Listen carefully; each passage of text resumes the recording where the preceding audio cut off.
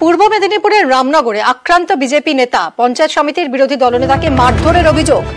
BJP নেতা সহ 6 BJP কর্মীকে মারধরের অভিযোগ তৃণমূলের বিরুদ্ধে। আমরা শুনবো দুজনের বক্তব্য। বিজেপির অঞ্চল প্রধান কি বলছেন, পাল্টা রামনগরের বিধায়ক অখিল গিরি তিনি আবার বলছেন আমাদের ছেলেদের মারলে আমরা কি রসগোল্লা খাওয়াবো। পরপর দুজনের বক্তব্য শুনুন। পেশেন্ট খুব সিরিয়াস। আমাদের পঞ্চায়েত সমিতি বিরোধী নেতা সুব্রত জানা তাকে আক্রমণ করে তৃণমূলের দুষ্কৃতী বাহিনীরা। পুলিশ যখন আসে ওরা পালিয়ে যাচ্ছে দৌড়ে দৌড়ে, কিন্তু পুলিশ পারলে তাকে অ্যারেস্ট করতে পারতো সেই মুহূর্তে, কিন্তু করেনি। আমাদের লোকেদের গায়ে আঘাত করেছিল, থানায় কমপ্লেন হয়েছিল, আমাকে কিছু করেনি। মারবে না তো কি রসগোল্লা খাওয়াবেনি? ওরা যখন আমাদের কর্মীর গায়ে হাত দিয়েছিল, কমপ্লেন হয়েছিল, হাসপাতালে ছিল, তখন মনে ছিল না, একটু উপর দিকে ছুড়লে নিজের গায়ে লাগবে। হাতে লেগেছে এবং ফ্র্যাকচার হয়ে গেছে, হসপিটালে অ্যাডমিট আছে। বালিসাই হসপিটাল নিয়ে গেছিলাম, বালিসাই হসপিটাল ইমার্জেন্সি রেফার করলো দাদু হসপিটালে। চিকিৎসা এখানে দেখা করছি। কেন এই ঘটনা কেন ঘটলো? এখন ব্যাপারটা হয়েছে, ঘটনা বলতে তৃণমূলরা এই বেড়ে যাওয়ার পর থেকে তারা যেন একদম মরিয়া হয়ে লেগেছে যে প্রত্যেকটা সদস্য এবং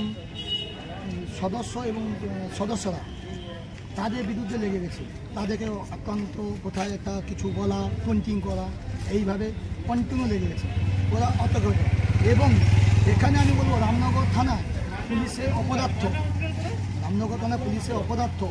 যে লোকটি আজকে আক্রমণ করেছে, যার দ্বারা হয়েছে, কিন্তু সেই লোকের বিরুদ্ধে প্রচুর কমপ্লেন করেছে। আমি দায়িত্ব নিয়ে বলছি। নাম কি? শ্রীকৃষ্ণ দাস, ওদেরকে চাঙ্কি বলে। আমি দায়িত্ব নিয়ে বলছি, প্রত্যেকটা দোকান থেকে থেকে এমনকি চাউলকলা বাস স্ট্যান্ডে সবার কাছ থেকে 5,000 দিয়ে 10,000 দিয়ে এটা করে দেবো, সেটা করে দেবো, থানায় ভয় দেখা, কোর্টে মামলা করবো, এ করবো, প্রত্যেকটা জিনিসে করে। আমরা বহুবার থানায় জানিয়েছি, বহুবার করেছি, থানা কিন্তু এটা করে।